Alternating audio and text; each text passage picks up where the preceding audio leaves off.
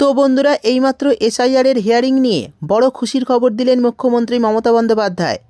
হ্যাঁ বন্ধুরা, এসআইআরের ডকুমেন্টস নিয়ে আর আপনাদের কোনো চিন্তার কারণ নেই, এমনটাই জানানো হয়েছে মাননীয় মুখ্যমন্ত্রী মমতা বন্দ্যোপাধ্যায়ের তরফ থেকে।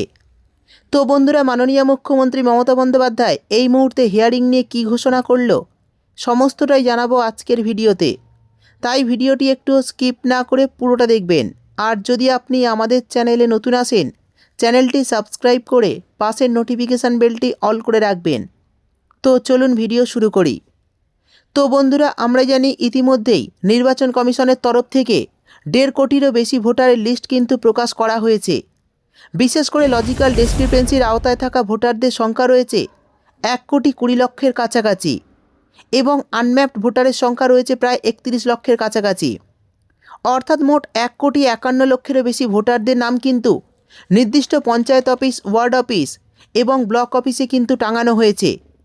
এবার বড়সড় প্রশ্ন হলো, এই যে এতগুলি ভোটারকে হিয়ারিংয়ে ডাকা হচ্ছে, তাদের তো হিয়ারিংয়ে ডকুমেন্টসের দরকার হবে। অর্থাৎ উপযুক্ত ডকুমেন্টস সেই ভোটাররা যদি না দেখাতে পারেন, তার নাম কিন্তু বাদ দিয়ে দেবে নির্বাচন কমিশন। এই চিন্তা যেমন ভোটারদের রয়েছে, তেমনি পশ্চিমবঙ্গের মাননীয় মুখ্যমন্ত্রী মমতা বন্দ্যোপাধ্যায়েরও রয়েছে যে আমার রাজ্যবাসীর যদি নাম বাতিল হয়ে যায়, তাহলে অবশ্যই রাজ্য সরকারের একটি দায়িত্ব রয়েছে যাতে প্রত্যেক ভোটারের নাম থাকে, যাতে প্রত্যেকটি বৈধ ভোটারের নাম এই ভোটার লিস্টে থাকে। নির্বাচন কমিশনও যেমন চাইছে, তেমনি রাজ্য সরকারও চাইছে যাতে বৈধ ভোটারদের নাম যেন বাতিল না হয়।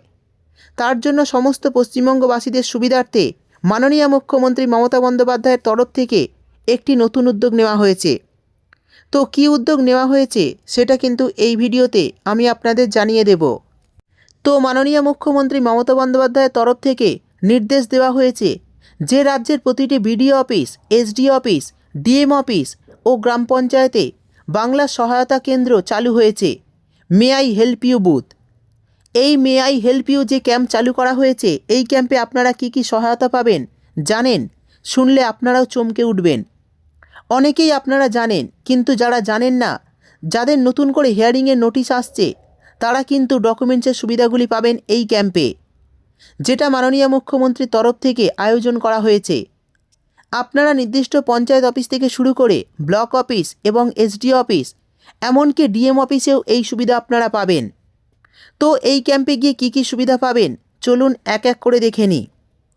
তো প্রথমেই বলা হয়েছে এই ক্যাম্পে গিয়ে জাতিগত অর্থাৎ SC ST OBC সার্টিফিকেটের আবেদন, অর্থাৎ আপনারা কাস্ট সার্টিফিকেটের আবেদন কিন্তু এই ক্যাম্পে করতে পারবেন।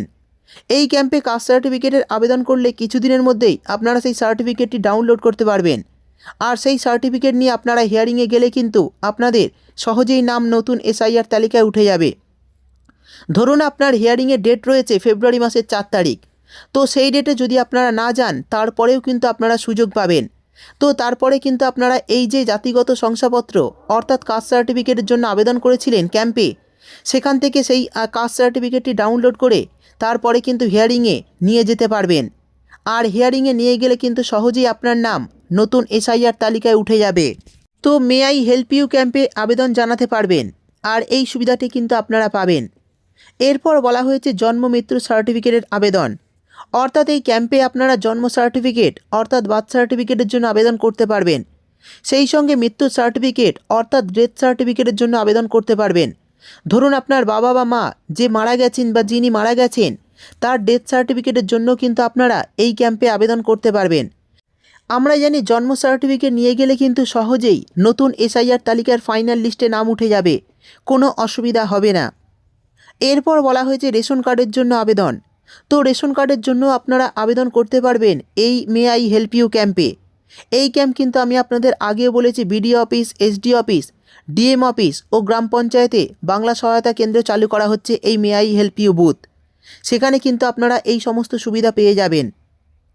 তারপর বলা হয়েছে স্থানীয় বসবাসের সার্টিফিকেটের আবেদন, অর্থাৎ আপনি যেখানে বসবাস করেন সেই সার্টিফিকেটের জন্য কিন্তু আপনারা এই ক্যাম্পে আবেদন জানাতে পারবেন। এরপর বলা হয়েছে বার্ষিক আয়ের সার্টিফিকেটের আবেদন, অর্থাৎ আপনার ইনকাম সার্টিফিকেটের জন্য কিন্তু এই মে আই হেল্প ইউ ক্যাম্পে আবেদন করতে পারবেন। শেষে বলা হয়েছে স্বাস্থ্যসাথী ও অন্যান্য জনমুখী প্রকল্পে অন্তর্ভুক্তির জন্য আবেদন। স্বাস্থ্যসাথী প্রকল্প, সেই সঙ্গে অন্যান্য রাজ্য সরকারের যে সমস্ত জনমুখী প্রকল্প রয়েছে সেই সমস্ত প্রকল্পের জন্য কিন্তু আপনারা এই ক্যাম্পে আবেদন জানাতে পারবেন। তো বন্ধুরা, যদি আপনাদের এই মে আই হেল্প ইউ ক্যাম্পে গিয়ে এই সমস্ত নথির প্রয়োজন হয়, সেটা আবেদন জানাতে পারবেন। তার জন্য নির্দিষ্ট গ্রাম panchayat office, SDO office, block office কিংবা ডিএম অফিসে গিয়েও যোগাযোগ করতে পারবেন। এটাই কিন্তু বর্তমানে রাজ্য সরকারের তরফে ঘোষণা করা হয়েছে, কারণ অনেকেই কিন্তু বর্তমানে নতুন করে হিয়ারিংয়ে ডাকা হচ্ছে।